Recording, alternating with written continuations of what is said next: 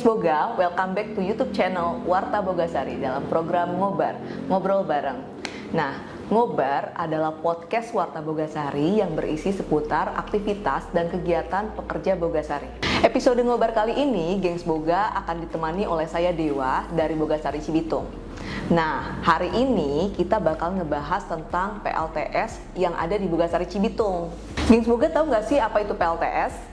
Ya, pembangkit listrik tenaga surya. Jadi, PLTS itu adalah pembangkit listrik yang memanfaatkan energi dari sinar matahari dan mengubahnya menjadi energi listrik. Dan di tanggal 9 September 2002 tahun kemarin, Bogasari resmi menjadi perusahaan tepung terigu pertama yang berhasil menggunakan PLTS sebagai sumber energi listrik baru dan terbarukan yang tentunya ramah lingkungan.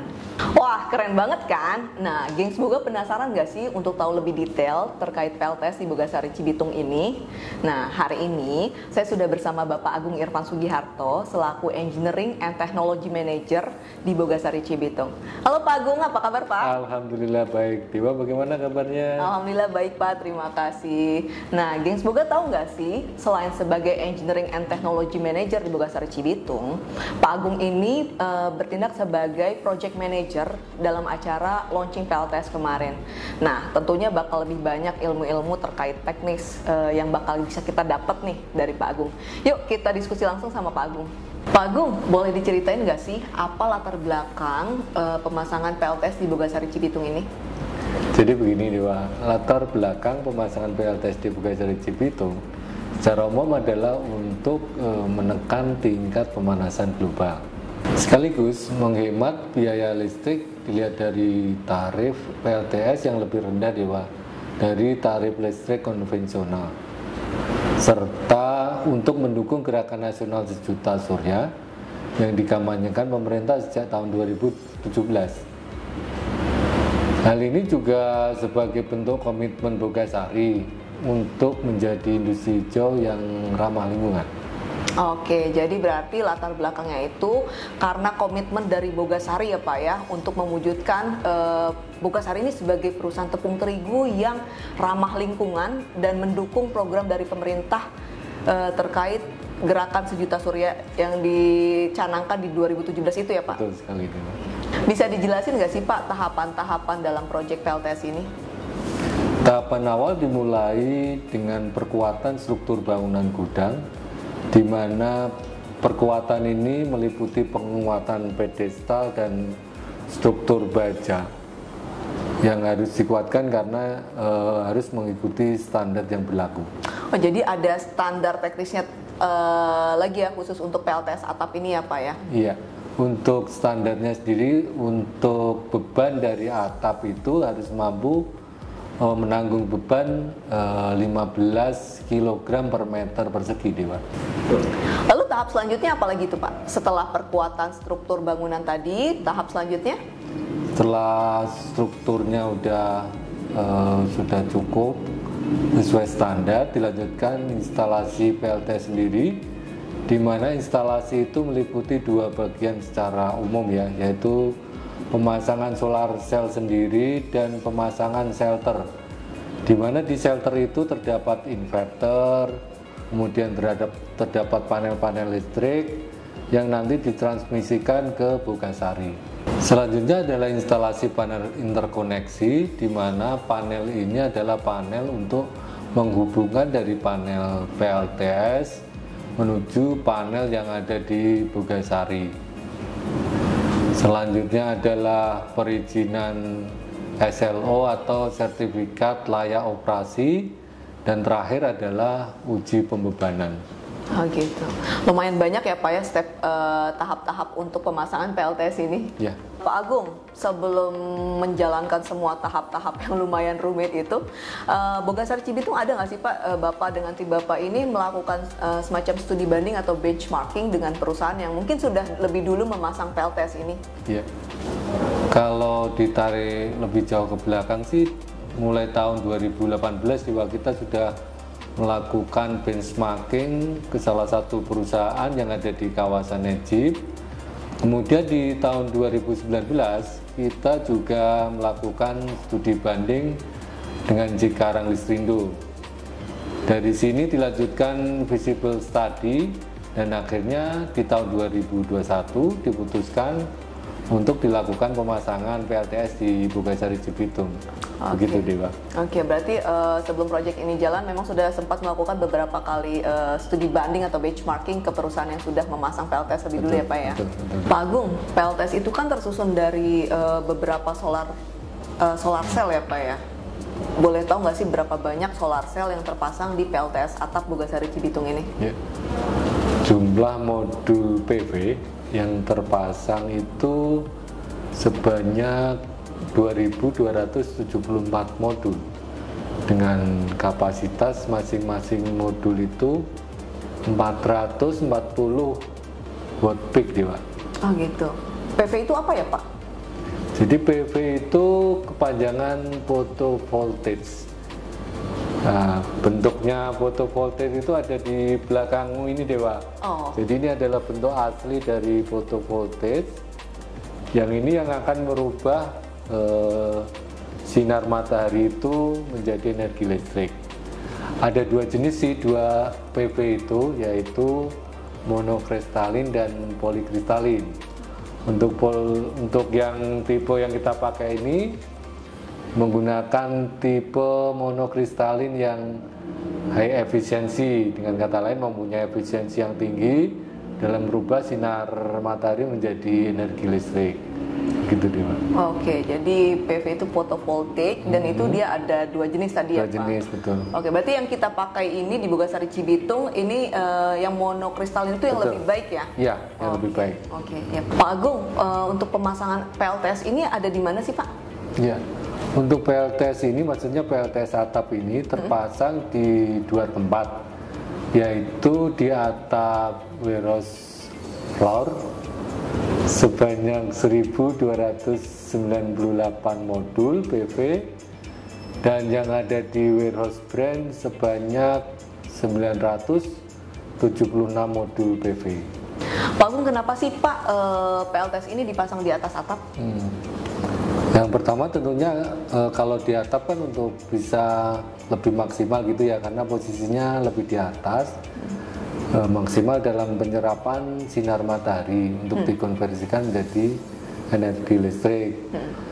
Yang kedua, yang fungsi sekundernya sebenarnya ini untuk pemanfaatan ruang atap yang biasanya hanya untuk berfungsi melindungi panas dan hujan, tapi dapat kita manfaatkan untuk pemasangan solar cell ini, Dewa. Oke, berarti benar juga sih ya Pak, semakin dekat solar cell ini dengan sinar matahari kan akan lebih memaksimalkan penyerapan sinar mataharinya ya. Oke, berarti itu alasannya kenapa yang dipilih ini PLTS atap ya Pak ya. Untuk kapasitas PLTS-nya itu sendiri berapa besar sih Pak yang terpasang di Bogasari Cibitung ini?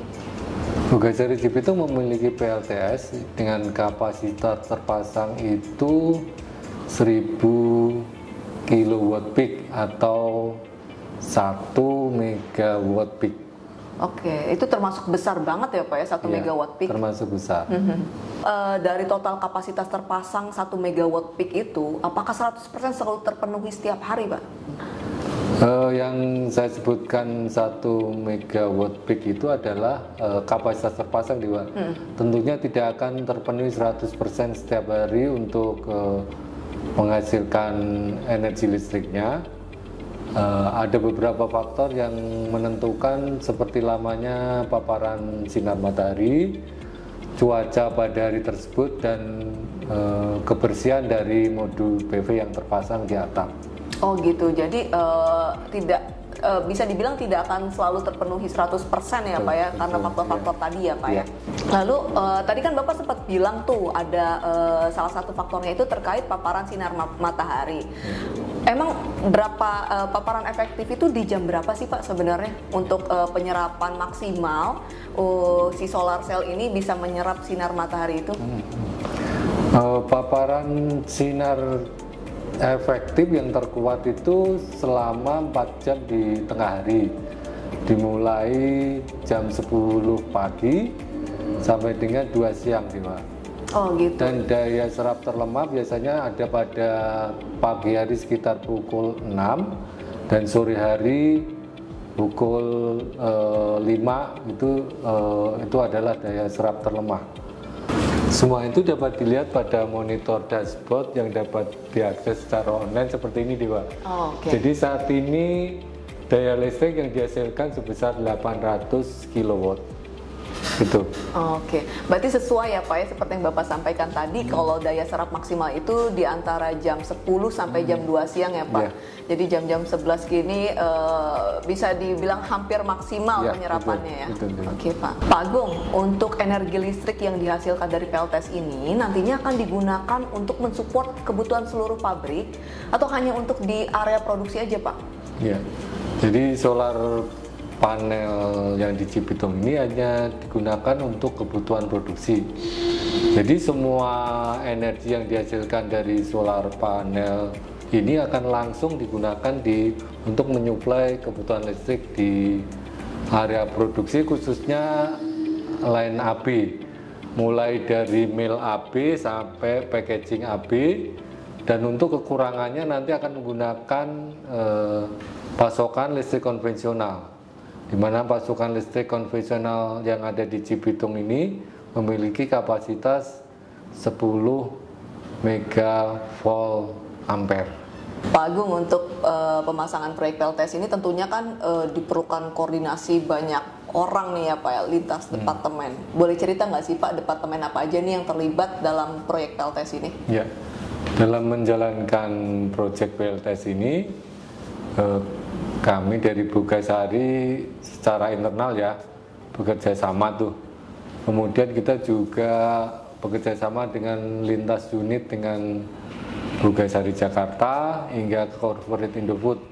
Kalau ditanya departemen yang terlibat itu adalah dari kami sendiri Engineering and Teknologi, kemudian melibatkan Development Engineering Jakarta, kemudian kita juga melibatkan purchasing, General Affairs tempat Dewa sendiri, safety, kemudian legal affairs yang ada di Jakarta, legal corporate yang ada di Indofood.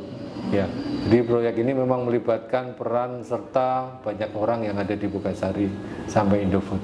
Berarti nggak cuma di internal Cibitung ya Pak, sampai Bogasari Jakarta, Corporate Indofood juga support untuk pemasangan proyek PLTS ini ya. Kalau tadi kan bisa dibilang pihak internalnya Bogasari dan Indofood ya Pak ya. Kalau misalnya dari pihak eksternalnya sendiri, siapa saja sih Pak yang support untuk proyek pemasangan PLTS di Bogasari Cibitung ini? Ya.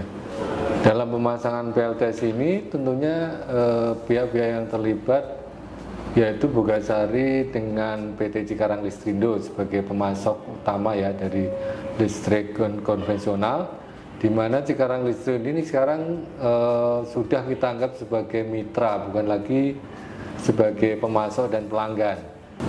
Kira-kira dapat mengurangi berapa banyak timbulan karbon dioksida sih Pak? Dengan pemasangan PLTS ini yang ada di Bogasari Cibitung itu mampu mengurangi emisi karbon sebanyak 945.000 kg CO2. Nah, dengar-dengar Bogasari Cibitung baru saja mendapatkan penghargaan industri hijau dengan level tertinggi ya Pak Agung ya?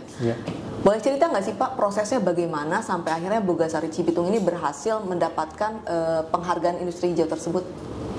Ya, kita bersyukur ya Bogasari Cibitung bisa mendapatkan penghargaan industri hijau dengan level tertinggi atau level 5 pada keikutsertaan pertama pada ajang penghargaan industri hijau di tahun 2022 yang diselenggarakan oleh Kementerian Perindustrian. Prosesnya itu diawali dengan seleksi administrasi, kemudian dilanjutkan dengan verifikasi dokumen, kemudian ada juga verifikasi lapangan untuk mencocokkan apakah dokumen itu sesuai dengan apa yang diterapkan di lapangan, kemudian evaluasi hasil penilaian, dan terakhir keluar nilai, dan nanti ada proses sanggahan jika dikira nilai yang didapat tidak sesuai dengan yang ada di lapangan. Alhamdulillah kita dapat melalui semua proses tersebut dengan baik. Wah, panjang banget prosesnya ya Pak ya. Dari sekian banyaknya proses itu tentunya Bapak pasti mendapatkan support dong Pak dari tim Bapak nih sampai akhirnya berhasil menjalani semua proses itu dengan baik.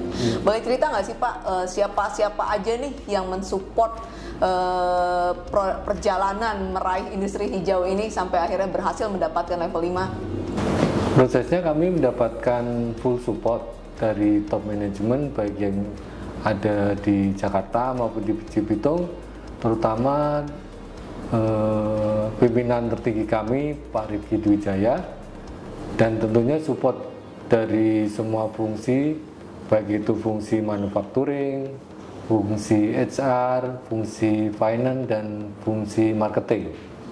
Kenapa bisa langsung dapat penghargaan tertinggi level 5 tuh Pak? Padahal kan Bogasari Cibitung ini baru pertama kali ikut ya Pak, keikutsertaan pertama di tahun 2022 dan langsung berhasil tuh dapat level tertinggi. Ya. Selain yang saya jelaskan di atas, kami bisa mendapatkan level tersebut karena kami selalu berkomitmen tuh untuk mencapai efisiensi penggunaan material input, yaitu penggunaan gandum, kemudian penggunaan energi listrik, penggunaan air, kemudian pemenuhan sistem manajemen,